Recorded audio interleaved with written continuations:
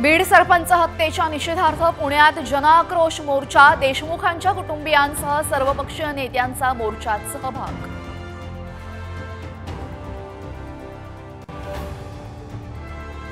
धनंजय मुंडेंच्या बंगल्यावर 2 कोटींच्या खंडणीची डील, भाजपा आमदार सुरेश धस यांचा गंभीर आरोप। सरपंच संतोष देशमुखांच्या हत्येचा कट एप्रिलमध्येच शिजल्याचा दाव।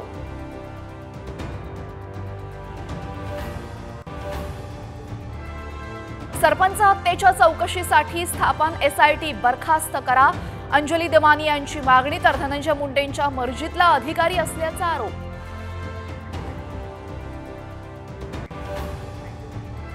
अख्खा देश इथं येऊन फुकट जेवतोय, भिकारी सगळे महाराष्ट्राचे इथं गोळा झाले।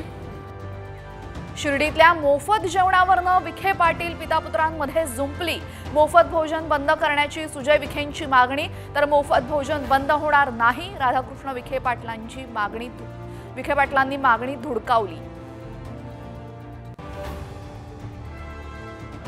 चीनमध्ये HMPV व्हायरसचा हाहाकार, केंद्रीय आरोग्य मंत्रालयाची तातडीची बैठक, कोणत्याही आजाराचा सामना करण्यासाठी सरकार सज्ज।